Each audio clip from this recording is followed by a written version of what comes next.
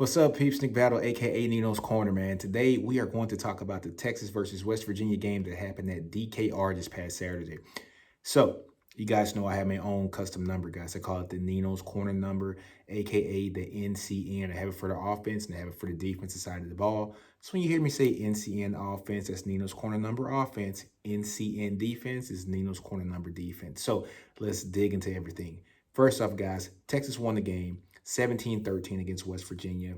Good win for the Longhorns. You know, they move on to get their fifth win of the season, so they're currently 5-2. They have an opportunity to beat Kansas in 2 weeks, and then followed it up with beating Iowa State and then Kansas State to end the season. They can finish off and win the last 3 games. Texas will be 8-2 for the season, which would be amazing. But we got to take this at one game at a time. All right. So what happened during this game, guys? First of all, Bijan Robinson, true freshman running back from Arizona, 5-star recruit, #1 running back in the country, started the game off, had an amazing first carry for over 50 yards. Texas ended up scoring on that drive. And also what Bijan did was on the last drive of the game to seal the game, he had a 35-yard catch or 34-yard catch to seal the game and secure the win for the Longhorns. Bijan is steadily and increasing in his reps. He's steadily increasing in his production. He's becoming more efficient and more effective. Kind of reminds you back in the day when Cedric Benson, rest in peace, was here in the team his freshman year when Mac kind of finally played him after the OU game when we got like blown out and we had something going. Kudos to the team for realizing that Bijan probably is our best back in the team right now. I understand that some of the other backs are, have some injury issues, but it is what it is. Bijan is definitely doing his thing. Minor fumble issues, but, you can definitely clean it up. But let's dig into the stats, guys. First of all, Sam Ehlinger, he has to play better. He got outplayed by the West Virginia quarterback. Was it Jared Doak? So Sam was only successful, guys, on like 31% of his pass plays. Doug was successful like on 45% of his pass plays. The NCAA average, as far as rate of being successful on offensive plays is 40%. Like I said, Sam was average on, he was below average, 31%, compared to Doug, who was 45%. Also, guys, Texas only had 66 total offensive plays this game, which is like very low for a Big 12 game. Texas slowed the game down. They ran the ball a lot better, but the offense as a whole wasn't as successful either. I think the offense only had a success rating of 34%, meaning that they were only successful on a third of their plays. Hence why the game basically only had 17 points to win the game. So West Virginia was only successful in about 36, 37% of their plays also. So, it wasn't an offensive juggernaut game that we're used to seeing in the Big 12. Both teams play some really good defense.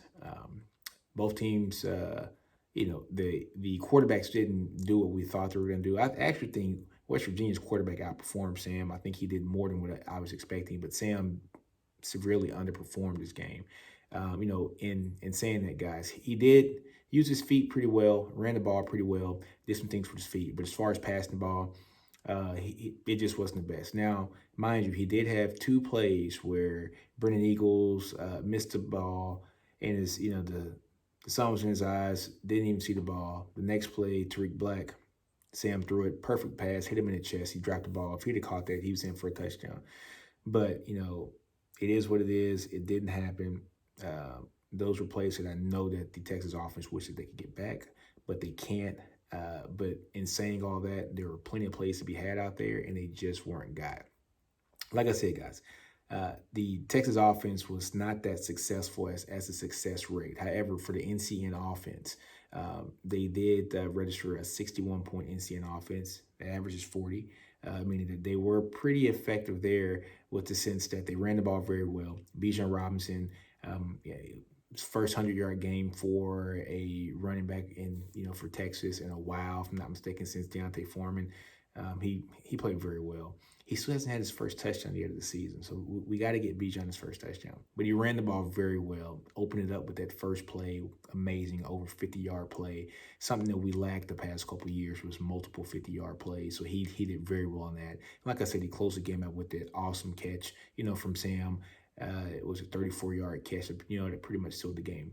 So Bijan was a very, very bright spot. Another bright spot, guys, was Jake Smith. Jake Smith had a 33-yard touchdown pass. I mean, just the catch was wonderful. Pass was amazing from Sam. He runs it in 33 yards for a touchdown.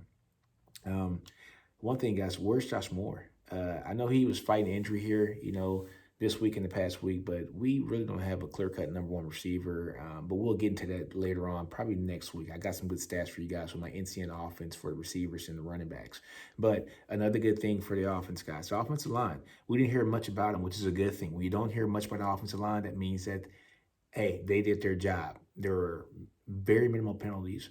Um, Not many sacks on Sam, not too many hurries. The line protected him pretty well. I was very pleased with that.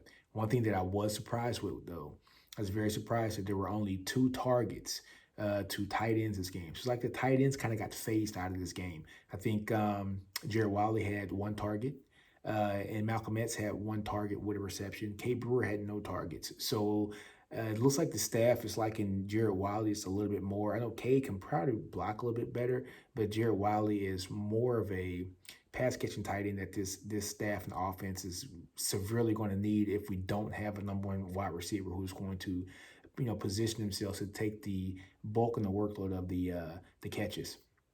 But in saying that, guys, only two targets to the tight ends, which is kind of alarming because we were told that the tight end was going to be utilized pretty well within this offense. But in saying that, guys, Texas got the win. They got the win, even though the offense was lackluster. Now, we'll go to the defense side of the ball, but let's take a small break before we talk about the defensive side of the ball, guys. All right, guys, and we're back. And so we're going to talk about the defensive side of the ball. I got to make one small correction. For the offensive side of the ball, guys, the NCN offense was around 54. I said 60. Actually, 61s for the NCN defensive side of the ball. And let's talk about that defense and what they did. Defense was spectacular. They limited West Virginia to only 46 yards rushing on like 26 carries.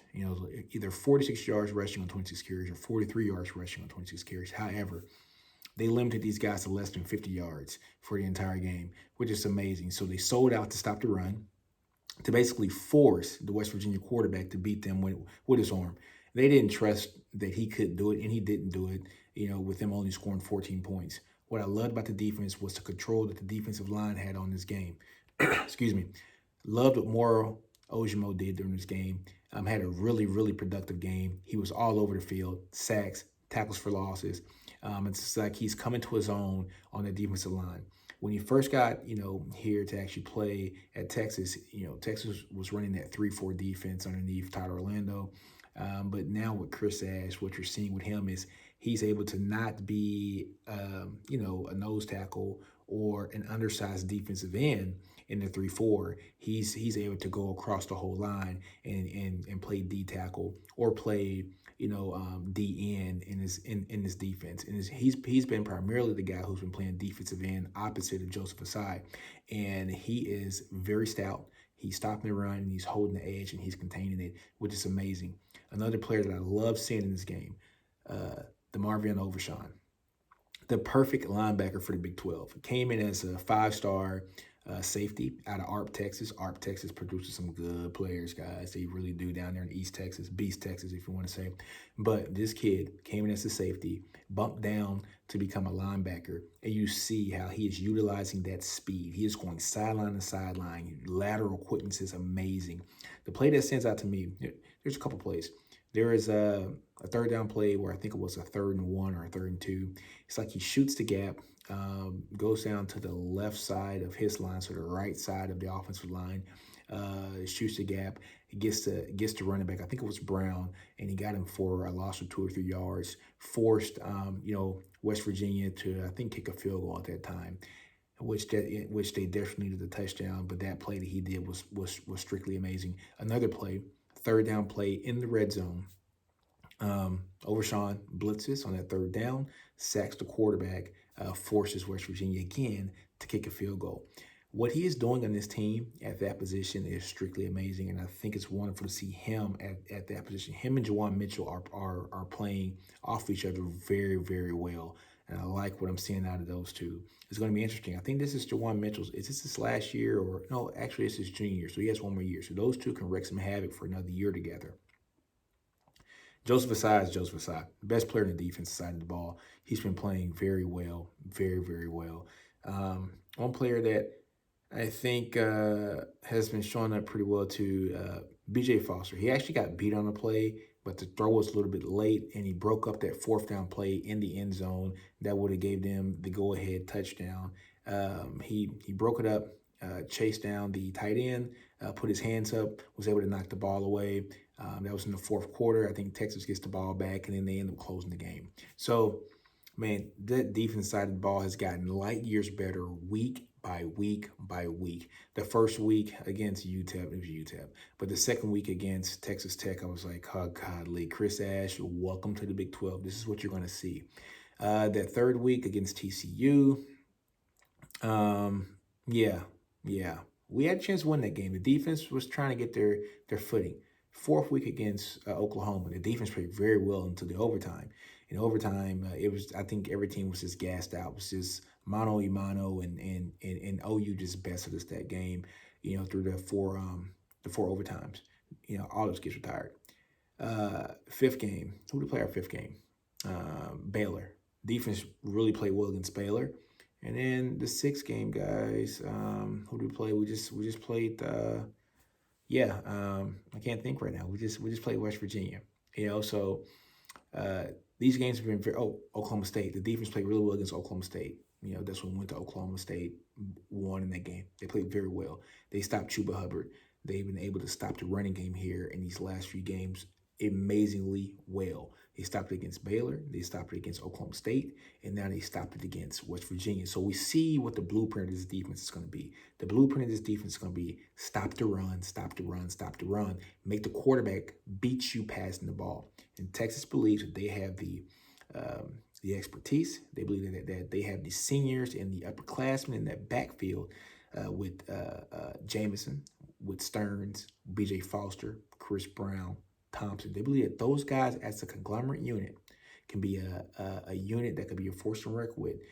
If not this season, but next season also. They got a lot of talent there, guys. A lot of 4 and 5-star guys that are able to perform. Jalen Green is another one. Anthony Cook. They got a bunch of talent back there. So Chris Hadamara. So it is so welcoming to see. And they got a lot of guys stockpiled back there, like Tyler Owens, who I'm excited to see get some playing time next year, hopefully. So in saying that, guys, this defense did their thing. Like I said, they run a 61 point NCN offense. I'm sorry, defense. And West Virginia posted around a 40-point NCN defense, which is below the 45-point NCAA average. So Texas defense did their thing. A bunch of turnovers. I think they had 3 turnovers on downs, meaning that they stopped the guys on fourth down. We count that as a turnover. It's basically just like an interception or a fumble recovery, because you get the ball where that team stops at. They had 2 of those in the red zone for sure, which I'm surprised about West Virginia. West Virginia just kicks those 2 field goals. We're having a whole other story now about West Virginia winning the game. But in saying that, kudos to that defense. They did their thing. Very proud of those guys on that side of the ball.